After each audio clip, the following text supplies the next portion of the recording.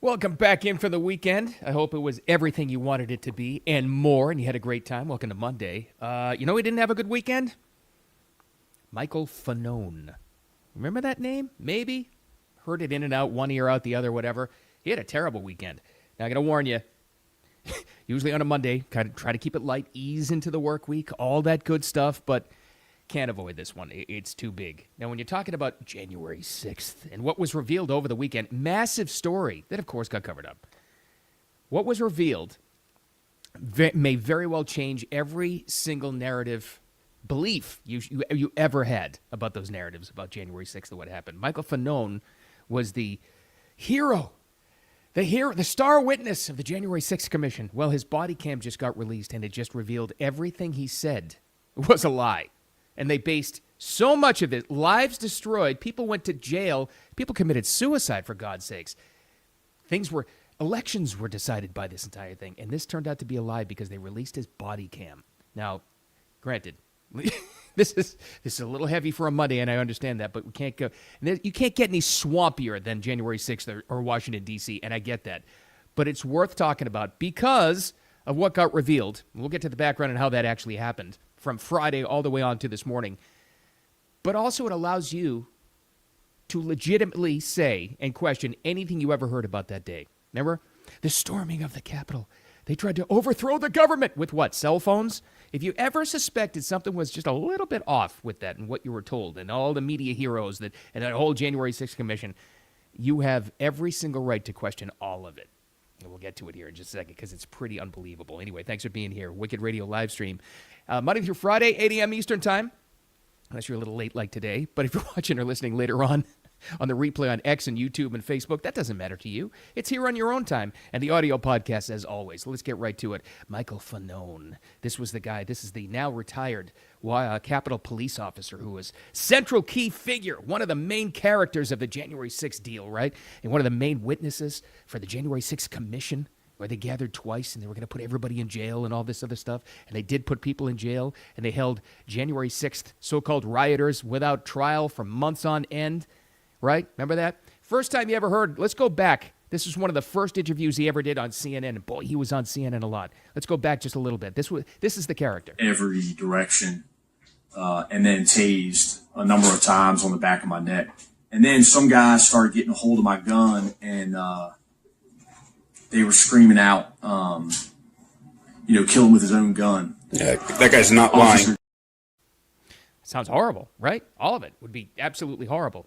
And this is the point in time where I have to be absolutely clear. It's not me that's going to say that it was a good thing that they, rioted at the Capitol. I'm not even going to use the word riot anymore, to be completely honest with you, because I remember at the time, let's remember what we were going through at the time, right? Everybody was still upset about this election. There were a lot of doubts about that. Trump is going on the air saying we won this fair and square, and we're going to wait for the Supreme Court to decide it. So the whole nation was on edge anyway, and then this event happened. I remember clearly thinking at the time, you idiots, this doesn't help anybody's cause.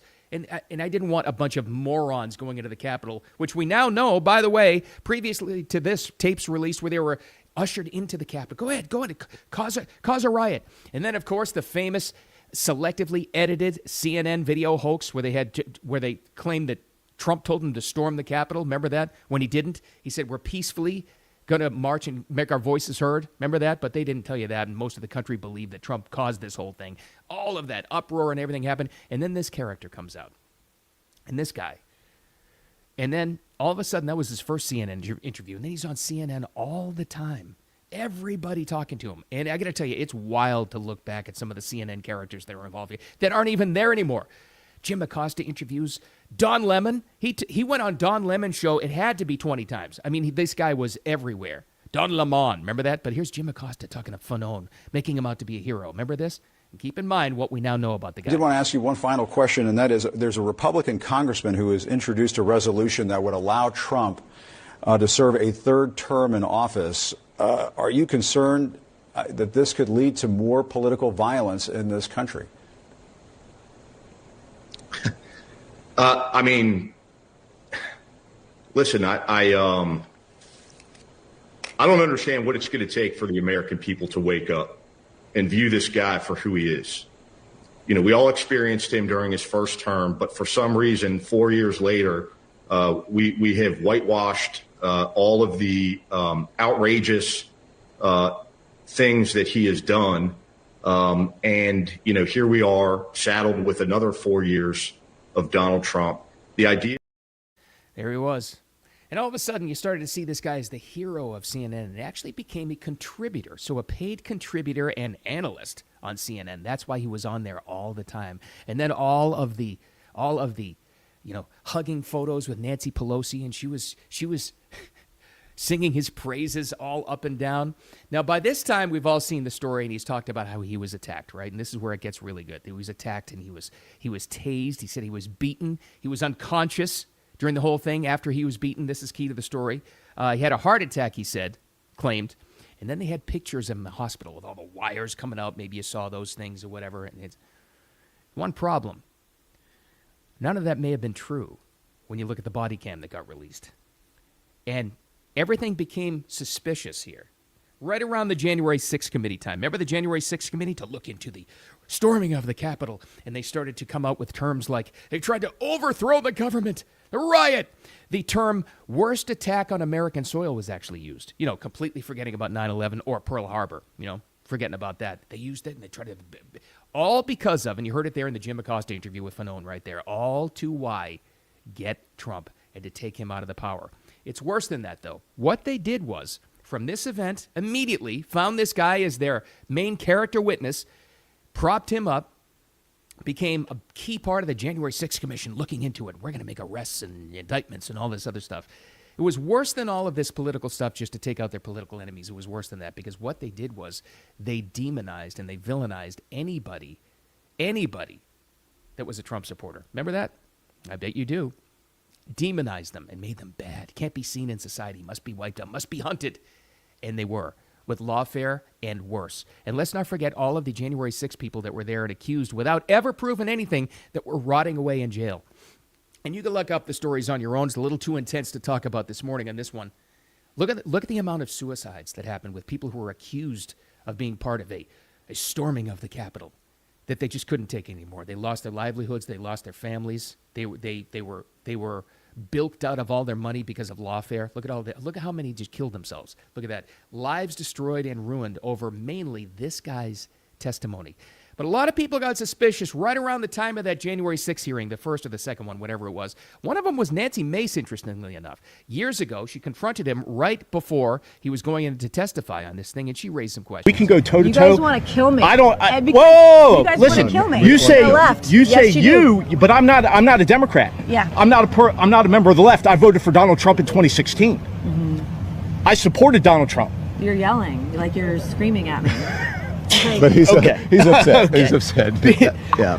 But he's not a violent person. You're asking me to tone down rhetoric as you Okay, yell at all right, me. all right. I mean, come on. We can spend all day long, but let's talk about this now. But I'm happy to come down after and talk. But I got to go. I have 3 votes. I got to go do. Can I ask you something? And I don't mean it. Let me ask you something. Yes. Yeah. Are you considering? Who was holding the microphone? Once again, Don Lemon. Isn't that something? Right there, his buddy. He's not a violent person. He's upset, defending him like he's his witness or something like this. And Nancy Mace had the questions, which kind of was representative. By this time this happened, everybody in the country had questions about this. Nothing's adding up. Something's wrong about the story and the narrative we're told. Was it good that this happened? No. Nobody did. There are very few people that say, yeah, it was great that they did that. No, because most of us sat back and they said, oh, God, you know what? This is the last thing we freaking needed. I said on the air at the time, why did you dopes get roped into going into that in those Capitol grounds? When people, as we know now, open the doors for you and to do it because you made everybody look bad. You got conned. You got roped into a bad scene. Everybody was upset at that. But to call this an attempted overthrow of the government, even the lectern guy, really, like with what? What were they going to overthrow the government with? Cell phones? Really? This thing stunk from the beginning in how it was told to the American people. Nothing on this added up. And with that Nancy Mace clip right there where she started to question Fanone, she was onto it and she was reflecting what a lot of people were questioning. Something's not right about this. It wasn't good, but what we were told about this and the people who are on this commission and witnesses like Fanone, it's just not, something's not right. Something's not adding up. Right about this time, and this is all just hearsay because you can't prove that they were there or whatever. We interviewed at the time, this is back in radio days, about this time, two people, kind of like you hear when you're doing a show, people will call you up and say, hey, I know a guy that was there, and he has a different story on this. Okay, well, let's talk to him. Let's vet him out. Let's see. And then heard it again with two completely different people who were there, and they could prove that they were there, had said to me at the same time, right about this time, Nancy Mace was talking to him. We saw Capitol police officers opening these doors and ushering people in. Two independent people who don't know each other told me that at two separate times. That raised my questions even. Now, you can take that for what it's worth. That's just somebody's story, right? Two people's story. But again, add this to all the other things that didn't add up. Something was amiss, and that's fine, except that so much was dependent on this. Now, after they said, like in the Jim Acosta interview, there's Trump support. You were attacked by Trump supporters. Made it a point to always say whether they were or not that he was attacked and there was an attack by Trump supporters. CNN went out of their way to do that. Why? To attack Trump supporters, to villainize half of the country, more than half, some would say, of the country. That's what they did. Lives were destroyed over this. This is why this is so important. So now you jump ahead to this past weekend, Friday. Interestingly enough, a Biden-appointed judge, approved the release of the body cam footage of that very same Michael Fanone. Wow. Well, that's something. Not all of it. And not all of the footage from that day has been released. But enough to look at this guy's story and say, you know what? I think he's full of crap, to be honest with you. Now, remember, let's go back in time and what he said. He said he was unconscious, had a heart attack, was beaten and was tased, and was completely unconscious during the time, right? Here's some of his body cam footage being interviewed by, I think, of the National Guard. I don't know who it is, but he's on the curb. This is his body cam footage, supposedly unconscious. Does this sound right to you? I think that's yours. Yeah. You got your pad, bro? Yeah, they stole my radio, too. Give you another suspension. Yeah, I know. Cool. Well, if they're going to suspend you anyway, tell them you gave it to them. Yeah. They said they were taxpayers and they wanted it back. Yeah. You ever joked around with cops when you're unconscious? When you're beaten? When you're tased? Does that sound right to you?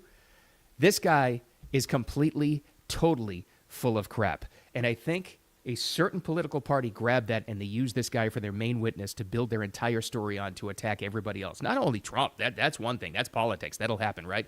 Here's the biggest lie of all. They also attacked they attacked half of the country on this based on largely this guy's testimony. Again, go back to that body cam. Laughing, joking. He had reportedly, according to his own testimony, already been unconscious, had a heart attack, was beaten, and was tased, and worse.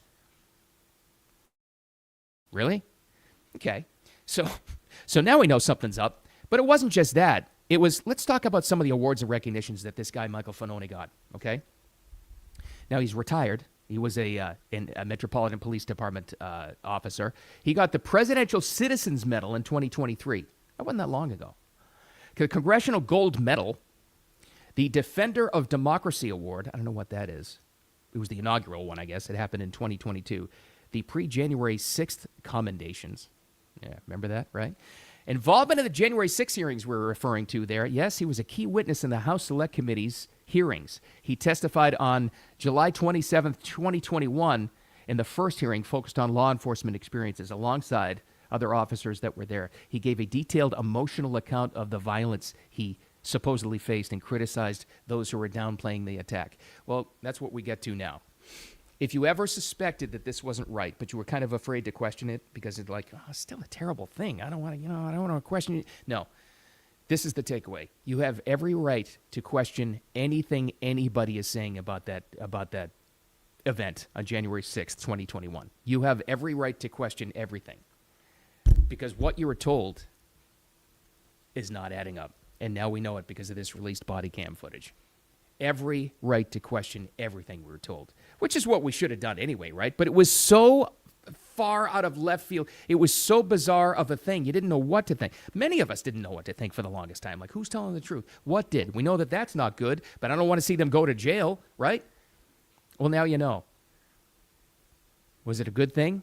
Did he go through a tough time that day? Of course he did. As a police officer, he's in a crowd. When you're in any kind of crowd like that, it's a tough thing to go through. Absolutely, for sure. Are you believing the story now about him being unconscious and having a heart attack and beaten and tased and all this other stuff and on the ground and near death and the follow-up photos after the body cam footage we just saw, he was in the hospital with wires coming out of him? Any of that make sense? Does that seem true? No, because he was made into a political pawn. That's why he got all those awards. That's why he was on CNN every single day for a couple of years. That's why he was the hero for Nancy Pelosi. He was the guy that could grab and say, hey, this guy, this is the guy we can use to tell this story. But what a story it was. Isn't that something? Now we know the truth, and now we do. So how's life for Michael Fanone now? There's a recent video of somebody confronting him in public, and I got to tell you, as much crap as this guy takes in public for destroying the lives of many people and being part of that, I don't feel sorry one bit. Fanone the traitor right here, guys. You know who lost their life was Ashley Babbitt. She was murdered, an unarmed veteran. An unarmed veteran. Don't start crying on me, Fanone. Don't start crying on me now. Absolutely. I feel no sorrow for that guy whatsoever because he could have actually told the truth. And maybe he was compromised. Who knows? I mean, all questions are valid right now. Maybe they seems like the kind of guy that would have a lot of dirt on him. So maybe the Democrats, maybe they compromised him. Maybe they blackmailed him to be the key witness and to come up with all these concocted tales. Maybe they did, maybe. But he still did it. It still resulted in many, many, many lives being destroyed. So the takeaway, all this stuff you heard about that event, that fateful day, the worst attack on American soil, right. It was not good. No one is going to say it's good. But the story that they told you, what it was, nope.